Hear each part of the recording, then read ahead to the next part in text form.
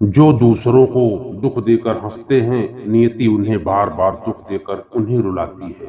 वैसे ही सुख बांटने से सुख मिलता है और सुख बढ़ता है। महाभारत में धृतराष्ट्र के 100 पुत्र मारे गए दोस्तों। क्या यह जन्म के कर्म का कोई दंड था? जब धृतराष्ट्र को पता चला कि गांधारी ने 100 पुत्रों को जन्म दिए, तब धृतराष्ट्र का अंधापन दूर हो गया। वह हमारे खुशी का फूला नहीं समाया, परंतु जब युद्ध में सबके सब मारे गए तो दुख असहनीय हो गया और वह अधीर होकर कृष्ण से पूछता है कि हे माधव, मैंने तो इस जन्म में कोई पाप नहीं किया, तो हमको क्यों इतना बड़ा दंड दुख झेलने पड़े जो हमारे सामने हमारे 100 पुत्र मारे गए। एक पिता के लिए इससे बड़ा दुख और क्या हो सकता है? यह विडंबना ही है। मेरे 100 पुत्र मारे गए। भगवान श्री कृष्ण जब भगवत गीता का उपदेश कर रहे थे दोस्तों, तब धृतराष्ट्र और संजय भी सुने थे। भगवान कृष्ण ने कहा था, जीवन में कोई भी काम निष्फल नहीं होता है। हम अच्छा बुरा जो भी कर्म करते हैं, उसका फल कर्म के अनुसार हमें जरूर मिलता है। यह बात उसे बहुत परेशान कर रहा था। नमस्कार दोस्तों, हमारे मोटिवेशनल आरके ब्लॉग चैनल में आप सभी का बहुत बहुत स्वागत है। दोस्तों, वीडियो को पूरा देखना। वीडियो बहुत ही मार्मिक और अत्यंत प्रभावशाली प्रसंग है जो जीवन में काम आने वाला है। तो दोस्तों, देर न करते हुए हम वीडियो आगे बढ़ाते हैं। आखिर दुर्योधन और दुशासन द्रौपदी के दोषी थे, उनको दंड मिला, ठीक है, लेकिन मेरे 98 पुत्र क्यों मारे गए? अर्जुन को तुम जब उपदेश कर रहे थे, तब मैंने सुना था कि आप कह रहे थे कि कर्म का फल भोगना पड़ता है। तो मैं किस कर्म के कारण अंधा पैदा हुआ और किस कर्म के कारण हमारे 100 पुत्र मारे गए? कृपया बताएं मधुसूदन, या हमारे पुत्र पीड़ा से उभरने में काम आएगा। तब भगवान कृष्ण ने बताया कि तुमने ठीक ही सुना है कि कर्मों का फल भोगना पड़ता है, चाहे राजा हो या रंग, सबको मिलता है। जिनको ईश्वर सामर्थ्यवान बनाता है, उन्हें ज्यादा जवाबदारी देता है और ज्यादा आशा रखता है।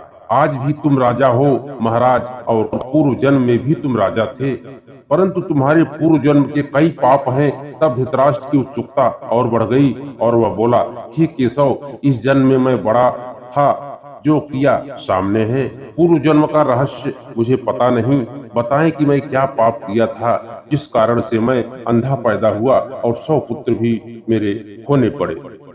तब भगवान बताते हैं, हे धृतराष्ट्र, पूर्व जन्म में तुम्हारे राज्य में एक ब्राह्मण दंपति रहता था। वह हंस का एक जोड़ा पाला था। अपने बच्चों जैसा वह उनकी देखभाल करता था। उस ब्राह्मण को तीर्थ यात्रा पर जाना था, तो वे एक साधु से पूछे कि हम तीर्थ यात्रा पर जाना चाहते हैं, पर हमारे पास हंस का जोड़ा है। तब साधु जी बोले कि हंस का जोड़ा तीर्थ में नहीं ले जाना चाहिए, उनका जन्म क्यों खराब करते हो? तुम राजा के प्रजा हो और हंस भी प्रजा है। ये जड़ जंगम सभी पर राजा का अधिकार होता है, अधिपत्य होता है। तुम राजा के पास छोड़कर जाओ, और वह आपके पास आया और आप हंसों का दायित्व स्वीकार करिए कि तीर्थ यात्रा से आने तक मैं हंस के जोड़ों का संभाल करूंगा। तब हंस और हंसनी आपके तालाब में पलने लगे। तब आपको एक दिन तीव्र इच्छा हुई मांस खाने की। तब आपकी नजर तालाब में तैरते हुए हंसों के जोड़ों पर पड़ी। तब आपने विचार किया कि मांस तो सभी जीवों का मैंने खाया, परंतु हंस का कभी नहीं चखा, पता नहीं इसका स्वाद कैसा होता होगा। तब आपकी इच्छा इतनी प्रबल हो गई, तब आप खुद को रोक न सके और हंस के 2 बच्चों को पकाकर खा गए, और इसका स्वाद तुम्हारी जिह्वा को भा गया। और ऐसे ही हंस के तुम एक एक करके 100 बच्चों को खा गए। अंत में हंस का जोड़ा संतानहीन होकर मर गया। और कई साल बाद वो ब्राह्मण दंपति तीर्थ यात्रा से जब वापस लौटे और आपके पास आए और अपना हंस मांगे, तब आप ठहरे प्रजापालक राजा कैसे कहते कि आपने प्रजा की संपत्ति चुपके से लूट ली? हंस तो आपके लोभ के बलि चढ़ गए थे, इसलिए ब्राह्मण से आपने कह दिया कि हंस बीमार था और मर गया। ब्राह्मण दंपति आप पर पूरा भरोसा करता था। वे दोनों विलाप करते हुए अपने घर को चले गए। महाराज धृतराष्ट्र, आपने हंस के बच्चों को खाकर और झूठ बोलकर कई पाप किए, अपराध किए। आपने तीर्थ यात्रा पर गए उनके साथ विश्वासघात किया, जो तुम पर अंधविश्वास किए थे। इस प्रकार से आपने अपने प्रजा के धरोहर पर डाका डालकर राजधर्म भी नहीं निभाया।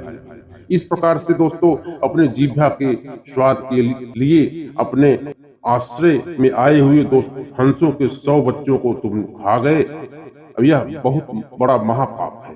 हे राजा, इन घोर पापों का तुम्हें सजा मिला है, दंड मिला है। जैसे जीभ्या के लालच में आकर और पुत्रों को तुम खा गए थे हंसों के, उसी लालच की बलि ये तुम्हारे 100 पुत्र भी चढ़ गए, तुम्हारे महत्वाकांक्षा के भेंट चढ़ गए। जिस प्रकार तुम्हारे जीभ्या लालच की वशीभूत थी, वैसे ही तुम्हारे पुत्रों की जीभ भी बहुत लालची और उदंड थी, जिनकी सजा ये सब भुगते। तभी उदंडता के कारण ही मारे गए। सबसे बड़ा छल विश्वासघात होता है। तुम तीर्थ यात्रा पर गए ब्राह्मण के साथ जो छल किए, सब जानते हुए भी राजधर्म का उल्लंघन किए। इस अंधे के जैसा विश्वास करने वाले उन लोगों पर तुमने विश्वासघात किया। इसी कारण इस जन्म में तुम अंधा पैदा हुए और तुम इतने बड़े सब पाप किए, जिसका फल तुम्हें इस प्रकार से भुगतना पड़ा और दुख का सामना करना पड़ा। तो दोस्तों, मैं आशा करता हूं कि आपको वीडियो अच्छा लगा होगा। यदि वीडियो हमारा अच्छा लगा हो तो कमेंट में जय श्री कृष्णा जरूर लिखें और चैनल को सब्सक्राइब करके बेल आइकन को जरूर प्रेस करें। हमारा वीडियो देखने के लिए आप लोगों का तहे दिल से धन्यवाद। मिलते हैं अगली वीडियो में। जय श्री कृष्णा मित्रों।